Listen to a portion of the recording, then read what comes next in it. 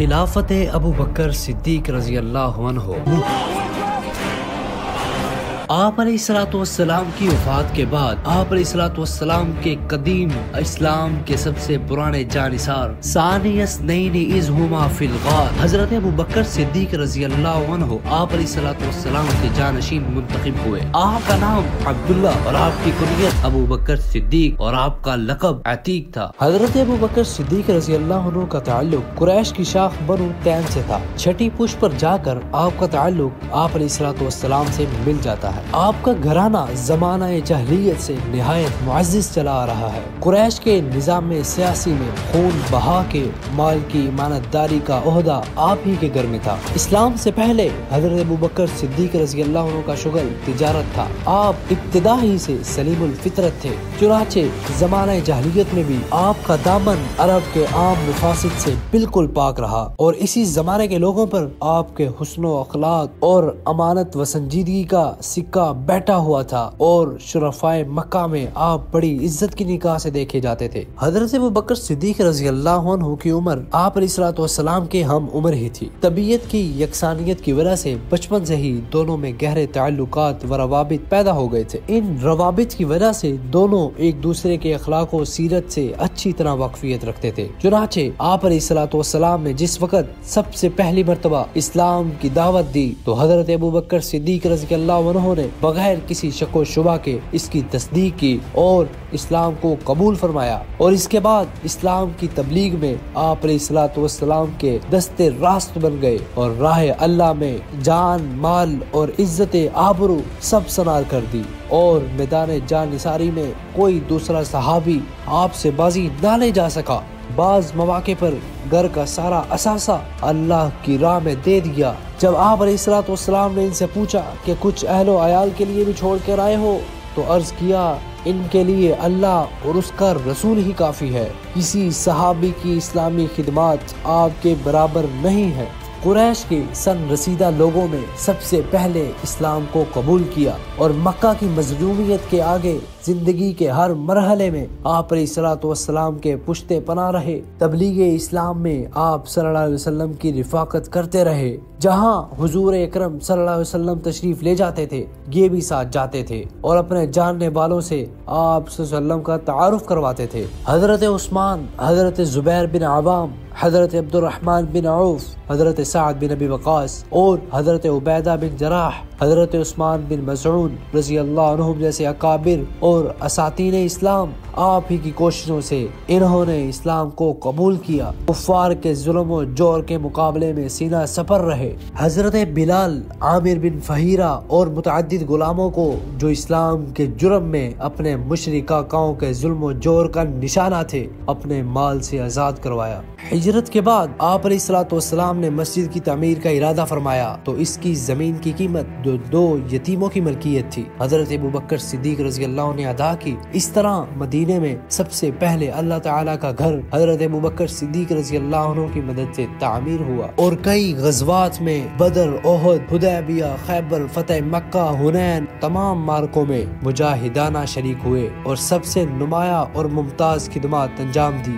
9 ہجری میں امارت حج کا منصب تفویض ہوا۔ آغاز اسلام سے لے کر وفات نبی صلی اللہ علیہ وسلم تک ہر مرحلے میں حضرت ابو بکر صدیق رضی اللہ عنہ نے آپ علیہ الصلوۃ والسلام کی جان نثارانہ رفاقت کی۔ آپ صلی اللہ علیہ وسلم پر ان کی قربانیوں کا اتنا اثر تھا کہ فرماتے تھے کہ جان و مال کے لحاظ سے مجھ پر حضرت ابو بکر صدیق سے زیادہ کسی کا احسان نہیں۔ اس رفاقت اور خدمات کی بنا پر صحابہ اکرام رضی اللہ عنہ کی جماعت میں حضرت ابو بکر صدیق رضی اللہ عنہ اسلام کے سب سے بڑے محسن اور اسرار نبوی کے محرم تھے، اس لیے وہ قدرتاً نیابت نبوی صلی اللہ علیہ وسلم کے سب سے زیادہ اہل و مستحق تھے، اور آپ علیہ الصلوۃ والسلام کی حیات میں ہی خاص موقع پر اس کا شرف حاصل ہوا تھا۔ چنانچہ جب آپ علیہ الصلوۃ والسلام موت کے بالکل قریب تھے، جب نقل و حرکت کی طاقت آپ صلی اللہ علیہ وسلم میں نہ رہی، اس وقت آپ صلی اللہ علیہ وسلم نے نبوت کا سب سے بڑا منصب یعنی مسجد نبوی کی امامت کا شرف حضرت ابو بکر صدیق رضی اللہ عنہ کو عطا فرمایا، جو در حقیقت آپ علیہ الصلوۃ والسلام کی جانشینی کی طرف اشارہ تھا۔ لیکن اسلام کا نظام شورا پر ہے، اس لیے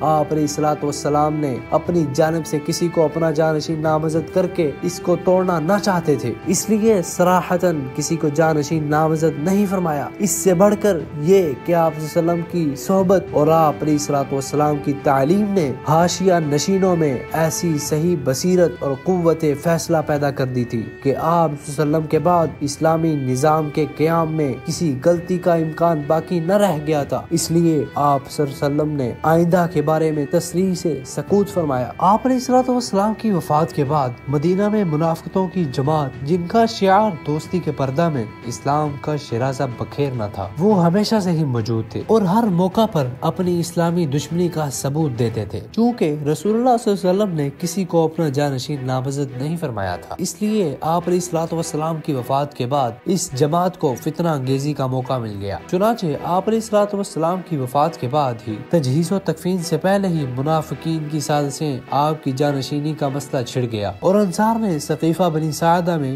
جمع ہو کر جانشینی کا دعویٰ کیا۔ یہ مسئلہ ایسے نازک وقت کھڑا تھا کہ فوراً اس کا تدارک نہ کیا جاتا تو بڑی نازک صورتحال پیدا ہو جاتی، اور عجب نہیں کہ آپ علیہ الصلوۃ والسلام کے وصال کے ساتھ ہی اسلام کا شیرازہ درہم برہم ہو جاتا۔ لیکن حضرت ابوبکر صدیق رضی اللہ عنہ کو بر وقت اس کی اطلاع ہو گئی۔ آپ فوراً حضرت عمر رضی اللہ عنہ اور امین الامت حضرت ابو عبیدہ بن جراح رضی اللہ عنہ کو لے کر ثقیفہ بنی ساعدہ پہنچے۔ یہاں دیکھا تو دوسرا ہی گل کھلا ہوا تھا۔ انصار مدعی تھے کہ آپ علیہ الصلوۃ والسلام کی جانشینی میں انہیں بھی حصہ ملنا چاہیے، اور قریش کے ساتھ ان کی جماعت کا بھی ایک امیر یا نائب امیر الرسول ہونا چاہیے۔ لیکن ایک شخص کے دو جانشین ہونے کے نتائج بالکل ظاہر ہیں، اس لیے اس صورت کے قبول کرنے کے معنی خود اپنے ہاتھوں اسلامی نظام کا درہم برہم کرنا تھا۔ یہ ہو سکتا تھا کہ تنہا انصار کو ہی یہ منصب مل جاتا، لیکن اس میں یہ مشکل تھی، دوسرے عرب کے قبائل قریش کے علاوہ اور کسی خاندان کے سامنے سر نہیں جھکا سکتے تھے۔ پھر انصار میں اوس اور خزرج دو مقابل جماعتیں تھیں، ان میں سے جسے یہ منصب دیا جاتا دوسرا اسے تسلیم نہ کرتا۔ اس نازک موقع پر حضرت ابوبکر صدیق رضی اللہ عنہ نے نہایت نرمی سے انصار کو سمجھایا اور یہ تقریر کی کہ مجھے تم لوگوں کے فضائل و مناقب، تمہاری خدمات اسلامی سے انکار نہیں، لیکن عرب قریش کے علاوہ اور کسی خاندان کی سیادت تسلیم نہیں کرتے۔ پھر مہاجرین اپنے تقدم فی الاسلام اور آپ علیہ الصلوۃ والسلام کے ساتھ خاندانی تعلق کی بنا پر آپ کی جانشینی کے زیادہ مستحق ہیں۔ یہ ابو عبیدہ اور عمر بن خطاب رضی اللہ عنہ موجود ہیں، ان میں سے جس کے ہاتھ پر چاہو بیعت کر لو۔ یہ سنتے ہی حضرت عمر رضی اللہ عنہ نے حضرت ابوبکر صدیق رضی اللہ عنہ کے ہاتھوں میں ہاتھ دے دیا اور فرمایا کہ آپ ہم سب سے بزرگ ہیں، ہم سب میں بہتر اور رسول اللہ صلی اللہ علیہ وسلم کے سب سے مقرب ہیں، اس لیے ہم آپ کے ہاتھوں پر بیعت کرتے ہیں۔ حضرت ابوبکر صدیق رضی اللہ عنہ کی شخصیت ہر جماعت میں ایسی محترم تھی کہ اس انتخاب پر کسی کو کوئی اعتراض نہیں ہو سکتا تھا۔ چنانچہ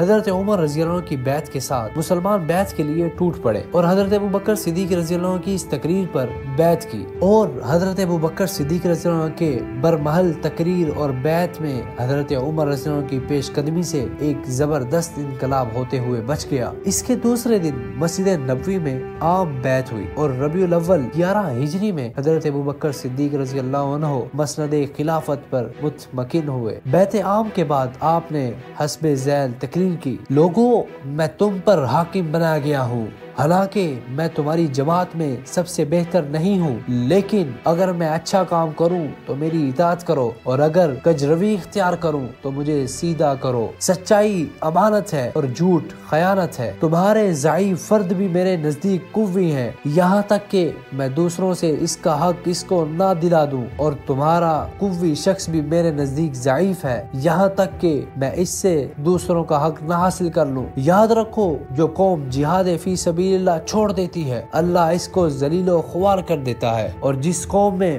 بدکاری پھیل جاتی ہے، اللہ تعالی اس کو مصیبت میں مبتلا کر دیتا ہے۔ اگر میں رسول اللہ صلی اللہ علیہ وسلم کی اطاعت کروں تو میری اطاعت کرو، اور اگر اس کی نافرمانی کروں تو تم پر میری اطاعت لازم نہیں ہے۔ سبسکرائب